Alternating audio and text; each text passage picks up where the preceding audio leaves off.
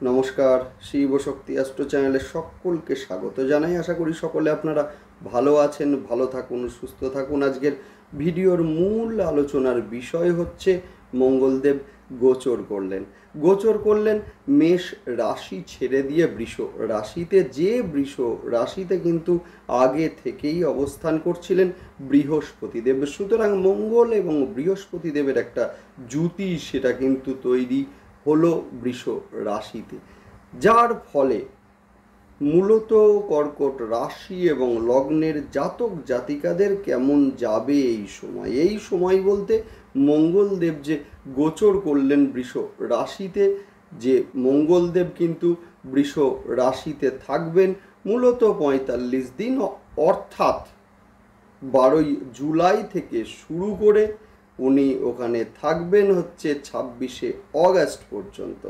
এই যে দীর্ঘ সময়, দীর্ঘ স্প্যান, এই সময়টাতে কর্কট রাশি এবং লগ্নের জাতক জাতিকাদের কেমন যাবে সময়টা, সেই নিয়েই আজকের ভিডিওতে পুঙ্খানুপুঙ্খ আলোচনা করব। সঙ্গে থাকছে নাক্ষত্রিক বিশ্লেষণ এবং সেই সঙ্গে প্রতিকার।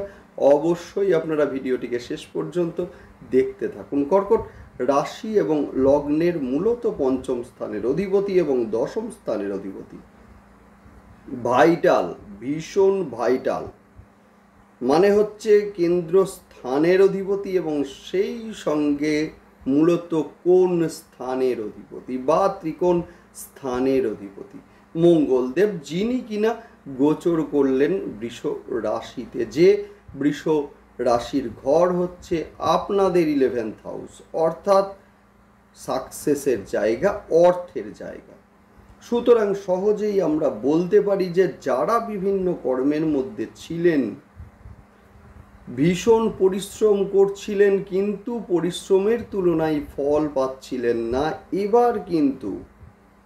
এবার কিন্তু আপনাদের পরিশ্রম সাকসেস হবেই হবে। সেই সঙ্গে যারা বিভিন্ন কম্পিটিটিভ পরীক্ষার মধ্যে যুক্ত রয়েছেন বা কম্পিটিটিভ এক্সাম এই সময়ে দেবেন, তাদের ক্ষেত্রে কিন্তু নতুন কর্মের প্রাপ্তির সুযোগ সেটা কিন্তু তৈরি হলো এই সময়। সেই সঙ্গে বলতে পারি যে এই যে পঞ্চম স্থান এবং সেই সঙ্গে একাদশ স্থান, এই যে সংযোগ, অর্থাৎ পঞ্চম স্থান হচ্ছে ফটকা এবং একাদশ স্থান হচ্ছে অর্থ বা আয়। সুতরাং হচ্ছে ফটকা কিছু অর্থ, যে অর্থ হয়তো এতদিন আটকে ছিল, চেষ্টা করছিলেন কিন্তু আসছিল না, সেই অর্থ পাচ্ছিলেন না, সেই অর্থ কিন্তু মঙ্গলদেবের গোচরের ফলে আসতে চলেছে। সেই সঙ্গে বলবো শিক্ষার্থীদের ক্ষেত্রে সময়টা ভীষণ ভীষণ ভালো। এখন বিষয় হচ্ছে কারা এই সুফলটা মূলত পাবেন এবং সেই সঙ্গে কারা সুফলটা মূলত পাবেন না, সেই নিয়েই আজকের ভিডিওতে আলোচনা করব। সঙ্গে থাকছে প্রতিকার। অবশ্যই আপনারা ভিডিওটিকে দেখতে থাকুন শেষ পর্যন্ত এবং সেই সঙ্গে অবশ্যই আপনারা চ্যানেলটিকে সাবস্ক্রাইব করে নেবেন। দেখুন, গ্রহের গোচর সেটা স্বল্প সময়ের জন্যই হোক বা দীর্ঘ সময়ের জন্যই হোক, গ্রহের গোচরের একটা ইম্প্যাক্ট কিন্তু আমাদের জীবনে ভীষণভাবে পড়ে। যে কোনো সিদ্ধান্ত নিতে গেলে কিন্তু প্রথম দরকার গ্রহের গোচর বিশ্লেষণ, না হলে কিন্তু আমাদের সিদ্ধান্তে ভুল হওয়ার একটা সম্ভাবনা সেটা কিন্তু থাকবে। এবং সেই জন্যেই আমরা বিভিন্ন অ্যাস্ট্রোলজার বন্ধুদের কাছে ছুটি মূলত প্রতিকারের জন্য। দেখুন, সঠিক সময়ে যদি সঠিক সিদ্ধান্তগুলো নেওয়া যায়, অর্থাৎ গ্রহের গোচর অনুযায়ী যদি সিদ্ধান্তগুলোকে নেওয়া যায়, সেক্ষেত্রে কিন্তু বলবো সমস্যা থাকবে না মানে প্রতিকারেরও দরকার নেই। সুতরাং অবশ্যই আপনারা গ্রহের গোচরগুলিকে দেখতে থাকুন এবং সেই জন্য অবশ্যই আপনারা চ্যানেলটিকে সাবস্ক্রাইব করে নেবেন, যাতে গ্রহের প্রতিটা গোচরের সঙ্গে সঙ্গে ভিডিওর নোটিফিকেশান আপনাদের কাছে সহজে পৌঁছে যায়। যাই হোক, শুরু করছি মূল আলোচনা। কর্কট রাশি এবং লগ্ন, যেটা কিনা জলতত্ত্বের একটি রাশি এবং সেই সঙ্গে আমরা বলবো চর প্রকৃতির একটি রাশি। ভীষণ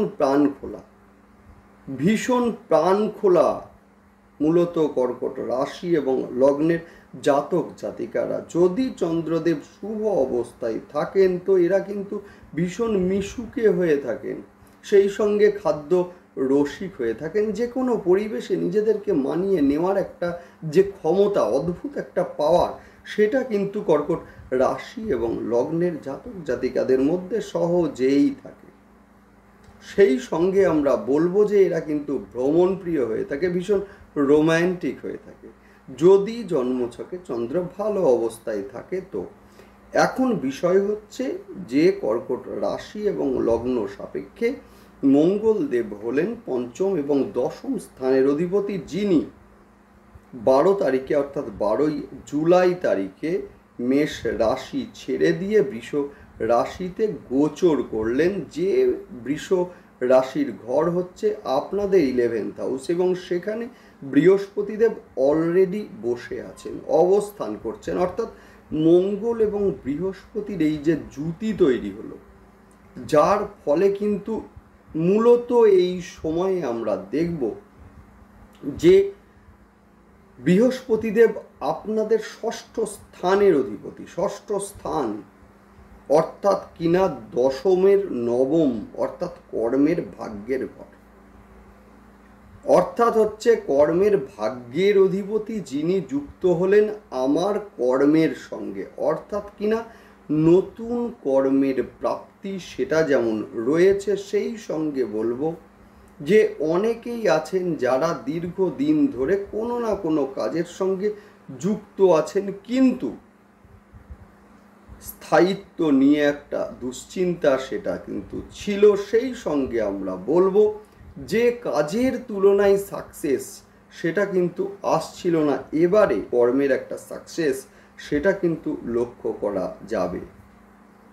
আমাদের কিন্তু ভুললে চলবে না যে এই সময়ে কর্কট রাশি এবং লগ্নের জাতক জাতিকাদের কিন্তু শনিদেবের ধাইয়া চলছে, যার ফলে কিন্তু সাংসারিক দিক থেকে বেশ কিছুটা চাপে রয়েছেন মূলত কর্কট রাশি এবং লগ্নের জাতক জাতিকারা। সেই সঙ্গে শনিদেব কিন্তু মূলত কুম্ভ রাশিতে অবস্থান করে তৃতীয় দৃষ্টি দিচ্ছেন মেষের ঘরে, অর্থাৎ আপনাদের দশম হাউসের ওপরে। সুতরাং এই যে কর্ম নিয়ে একটা দুশ্চিন্তা বা কর্ম নিয়ে একটা চাপ সেটা কিন্তু ছিলই। সেই সঙ্গে দ্বিতীয় স্থানে দৃষ্টি দেওয়ার ফলে আর্থিক দিক থেকে একটা চাপ সেটা কিন্তু কর্কট রাশি এবং লগ্নের জাতক জাতিকাদের রয়েছে। সেই সঙ্গে আমরা বলবো যে পঞ্চম স্থানে শনিদেবের দৃষ্টি আপনাদের পঞ্চম স্থানে, যার ফলে মূলত প্রেমের ক্ষেত্রে কিছুটা ভুল বোঝাবুঝি, সেই সঙ্গে প্রেমের ক্ষেত্রে কিছুটা চাপ স্ট্রেস সেইটা কিন্তু চলছিল। এবারে কিন্তু মঙ্গলদেবের গোচরের ফলে আমরা দেখব যে বেশ কিছু বিষয়ে উন্নতি হতে, যেমন 1 নম্বর বললাম কি না কর্মের স্থায়িত্ব এবং সেই সঙ্গে কর্মের সাকসেস, সেই সঙ্গে নতুন কর্মের জন্য যারা বহু দিন থেকে চেষ্টা করছিলেন কিন্তু সাকসেস আসছিল না, এবারে কিন্তু এই সময়ে যারা কম্পিটিটিভ এক্সামগুলো দেবেন এদের ক্ষেত্রে কিন্তু ভীষণ ভালো এই সময়টা সাকসেস রেট এই সময়ে কিন্তু যথেষ্ট ভালো হবে। এবং সেই সঙ্গে আমরা বলবো যে এই সময়ে যারা প্রশাসনিক বিভিন্ন পদের জন্য এক্সাম দিচ্ছেন এবং সেই সঙ্গে ডিফেন্স বা অ্যাডমিনিস্ট্রেটিভ লাইন বা শিক্ষকতার জন্য চেষ্টা করছিলেন অথবা মাল্টি ন্যাশনাল যে কোনো কোম্পানিতে চাকরির জন্য ইন্টারভিউ দিচ্ছিলেন, এদের ক্ষেত্রে কিন্তু এই সময়ে চেষ্টা করুন, ভীষণ শুভ। সেই সঙ্গে বলবো মঙ্গলদেবের গোচরের ফলে কিন্তু মঙ্গলদেবের সপ্তম দৃষ্টি পড়বে আপনাদের বৃশ্চিক রাশির ঘরে, অর্থাৎ আপনাদের 5th হাউসের ওপরে, যেটা কিন্তু মঙ্গলদেবের নিজের ঘর। যার ফলে কিন্তু আমরা দেখব যে ফটকা কিছু অর্থের আগমন, বা হয়তো কোনো টাকা আপনাদের দীর্ঘদিন ধরে আটকে ছিল, পাচ্ছিলেন না, এবারে চেষ্টা করুন, অবশ্যই পাবেন। এবং সেই সঙ্গে বলবো যে প্রেমের ক্ষেত্রে হঠাৎ করে কিছুটা মাথা গরম করে ফেলা বা ধৈর্য হারানো, রেগে যাওয়ার মতো ঘটনা, সেইটাও কিন্তু এই সময়ে লক্ষ্য করা যাবে, যার ফলে সাময়িক একটা বিচ্ছেদ অথবা সাময়িক একটা ডিস্টেন্স সৃষ্টি, সেইটাও কিন্তু মূলত এই সময় লক্ষণীয়। সেই সঙ্গে বলবো যে দশমপতি ষষ্ঠপতির সঙ্গে অর্থাৎ হচ্ছে কর্মস্থানের অধিপতি ষষ্ঠপতির সঙ্গে এবং সেই সঙ্গে নবমপতিও বটে, যাই হোক ষষ্ঠপতির সঙ্গে বসে, অর্থাৎ কিনা কর্মের একটা চাপ সেইটা তো থাকছেই, সেই সঙ্গে কর্মস্থলে কিছুটা মতবিরোধ সেইটাও এই সময় লক্ষ্য করা যাবে। একইভাবে কিন্তু যারা লোন নিয়ে কোনো ব্যবসা বা কোনো কর্ম স্টার্ট করবেন ভাবছেন, এই সময়ে কিন্তু ভীষণ শুভ সময় মূলত কর্কট রাশি এবং লগ্নের জাতক জাতিকাদের। অবশ্যই আপনারা চেষ্টা করুন, হবেই হবে। সেই সঙ্গে বলবো যে হঠাৎ করে কোনো সিদ্ধান্ত নিয়ে ফেলা বা ভুল সিদ্ধান্ত নিয়ে ফেলার একটা প্রবণতা, সেইটা কিন্তু এই সময়ে বাড়বে, যার